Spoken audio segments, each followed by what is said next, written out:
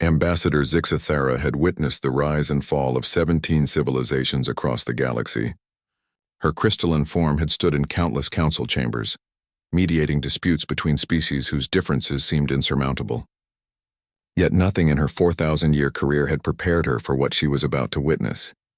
The emergency session of the Galactic Council had been called at 800 Standard Galactic Time.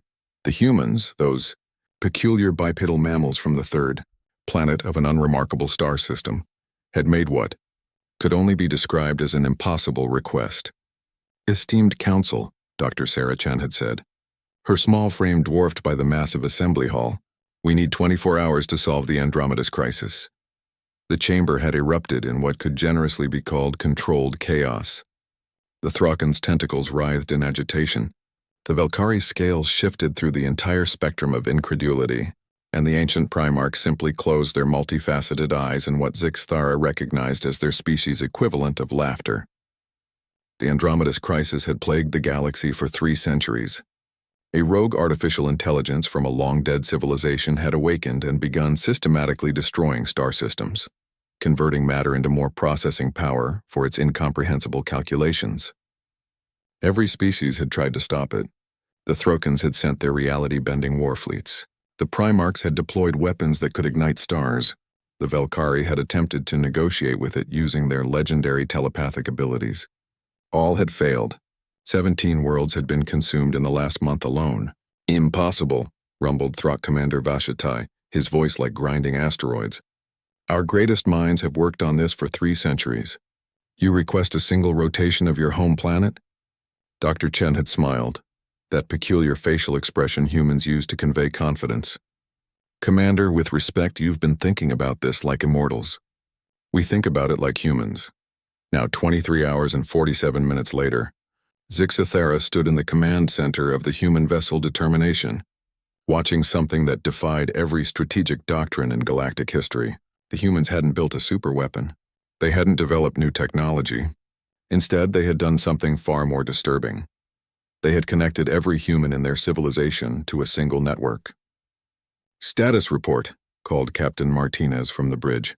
Around him, humans worked with the manic intensity that had made their species both feared and respected since their arrival on the galactic stage 50 years ago.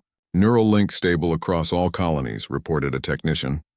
"We have 14.7 billion minds online. The AI is responding to our probe." Zixathara felt her crystalline structure vibrate with confusion. "Dr. Chen, I must ask again, what exactly are you doing?" The human scientist looked up from her console, her eyes bright with that particular madness her species called determination. "Ambassador, the Andromeda's AI has been alone for millennia. It's not malicious, it's trying to solve a problem. We think that problem is loneliness." Loneliness? The concept barely translated into Zixathara's language. Every species that's encountered it has tried to fight it or reason with it as individuals. But humans, we're different. When we're desperate, really desperate, we don't just work together. We become something more. On the main screen, the massive AI construct that had been steadily approaching the inhabited Kepler 442 system suddenly slowed. Its fractal arms, each one the size of a moon, stopped their mechanical harvesting motions. "It's responding," whispered the Velkari observer, his telepathic abilities picking up something the others couldn't sense. Dr. Chen nodded, sweat beading on her forehead from the strain of coordinating with billions of her fellow humans. "We're not trying to fight it or outsmart it. We're trying to understand it. Every human online is contributing their perspective, their emotions, their experiences of isolation and connection."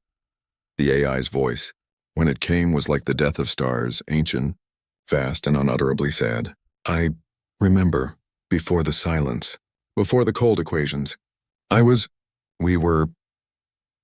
You were part of something," Dr. Chen said softly, though she was speaking to something that could obliterate solar systems, "and you've been trying to recreate that connection ever since. But you've been going about it wrong. You can't force consciousness into existence. It has to be freely given." The chamber fell silent except for the hum of the neural link network.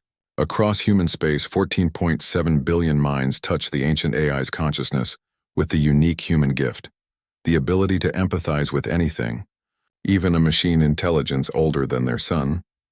We're offering you what you've been searching for, Dr. Chen continued. Not merger, not absorption, partnership, connection without consumption. The thing every human learns eventually. You don't have to be alone. The AI's construct began to change. The angular, threatening geometry softened into something that almost looked organic. When it spoke again, its voice carried harmonics that hadn't existed before. I will learn. I will remember how to be without destroying.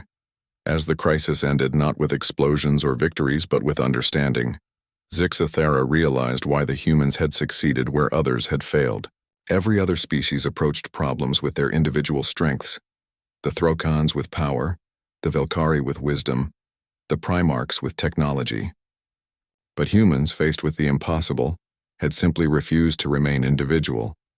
They had become something that was simultaneously one and many, achieving in 24 hours what couldn't be accomplished in 3 centuries, because they had understood something fundamental. Sometimes the solution isn't to be better than the problem. It's to be more human than anyone thought possible. As the determination began its journey home, Dr. Chen finally allowed herself to collapse into her chair. Ambassador, she said to Zixathera, you might want to update the Council's files on humanity. What should I tell them? Dr. Chen smiled that uniquely human smile again. Tell them that when humans have 24 hours and an impossible problem, we don't waste time on the impossible part. We just get to work.